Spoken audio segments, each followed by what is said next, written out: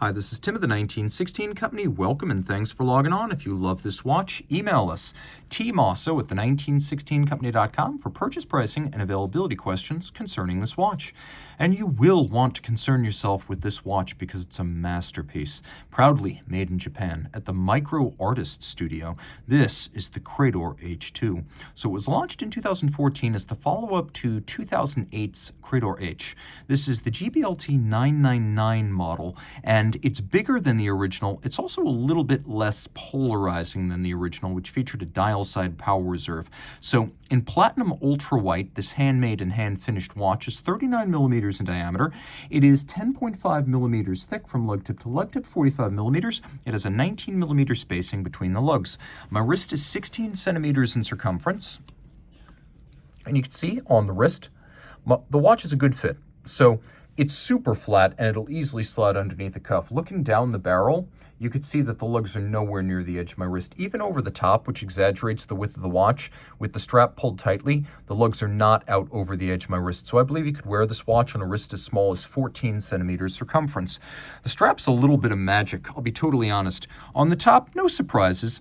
Dark blue semi-gloss rectangular scale alligator leather. It's a little bit of bolstering to give it volume, a monotone stitch, a folded edge rather than a sheer cut one, and calfskin on the bottom. You can see this is a Credor factory strap in brand new condition, but the magic is just how soft, supple, and refined this feels. It feels silky. It doesn't feel like a piece of unworn animal hide. It feels like a catcher's mitt that's caught 1,000 innings. To have that wonderful silky glide and flexibility despite absolutely no wear, that is something you only find on the leather seats of a Ferrari and the straps of Grand Seiko and Credor. Now, this is made in the Micro Artist Studio.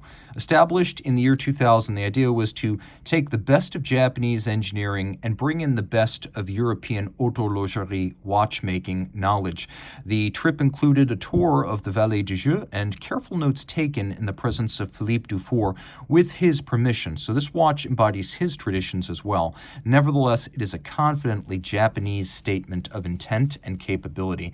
So Credor, or the crown of gold, the logo of the brand on the buckle. It is platinum with a trigger release, so it stays closed when you don't want it to open.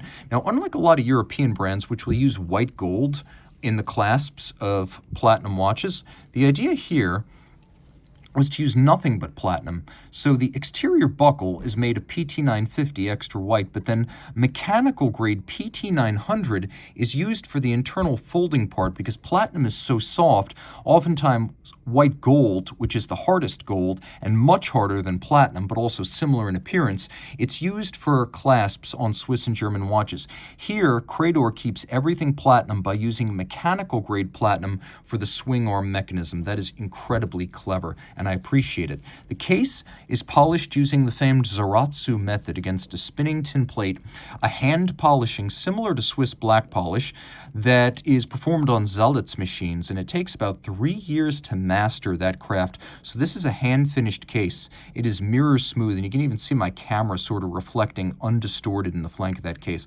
Now, I believe these to be welded lugs, which means hand-crafted case. So I don't believe these were machined from the solid or stamped out, and they're clearly not held on by screws. So I believe these to have been built separately from the case, slotted in, welded together, and then filed to create that sharp break between surfaces. A very handmade way of building a case. You can also see that the lugs ride up the edge of the bezel very slightly to avoid making the watch thicker, but also to avoid cropping the lugs off at their top.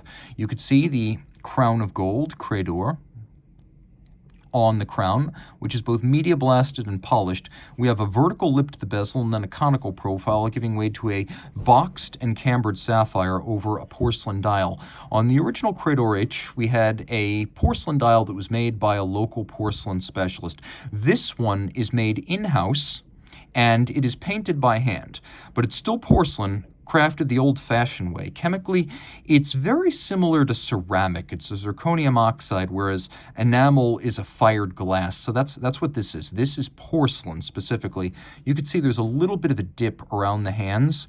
where the porcelain has been cambered to create a hole for the hands at center. And then you can see that the hands have been fired blue. We have this lovely lunette-style counterweight to the lancet-style seconds hand. And take a look at these minute and hour hands. They have an incredible, subtle, and almost impossible to notice syringe profile at their tip that almost no one mentions when discussing this watch. You'll also note the perfectly smooth glide of spring drive. Micro Artist Studio, in addition to importing the best of foreign watchmaking know-how, is also in the same Shinshu Watch Studio, the larger complex that builds the spring drive and the quartz Grand Seiko watches. And so that is why this watch is both a product of Micro Artist and equipped with the spring drive technology that is up in Nagano Prefecture, that is in Shiojiri, that is distinct from the Morioka Shizuku Ishii workshop that builds the mechanical Grand Seiko watches. This is Credor. This is from Micro Artist up in Nagano. And you can see that it is a purely smooth sweep. Spring drive is mechanically driven, but quartz regulated. This technology took from 1977 to 1999 to bring to market. There's no jump, there's no start-stop, there's no tick, there's no stagger or lurch. This is a purely smooth seconds hand, the real thing, not a high frequency that looks smooth like an Accutron. Now we do have, however, hacking seconds, so we can set this watch to a reference time. One of the most, let's take a good look at that hand-painted logo there. One of the most controversial elements of the original Credor Eichi 2008 was that the power reserve was on the dial side and the watch was tiny, under 36 millimeters. This is 39, and the power reserve is now on the case back. This is where the Micro Artist Studio, and you can see its logo, the bellflower on the movement, but this is where the Micro Artist Studio really stands out. You can see it does say Seiko on the back because they're very proud of the corporate link. Platinum, 30 meters water resistant, case back power reserve indicator, 60-hour manual wind power reserve. There is a torque recovery system that allows the power reserve to be extended 15% versus what it would be without. Now you can see the unidirectional governing wheel, which is the heart of the spring drive system. The barrel directly drives the governing wheel on one side. On the other side, the governing wheel, sorry about shaking the camera there, but on the other side, the governing wheel is geared to the hands. So the barrel is driving the wheel, which is driving the hands. But as this wheel spins, it creates an induced electrical current that activates the quartz oscillator, which in turn uses an electromagnetic braking force to slow the wheel and time the watch. So although it's mechanically driven, it's as accurate as quartz, 15 seconds a month. You can also see Seiko Time Corp.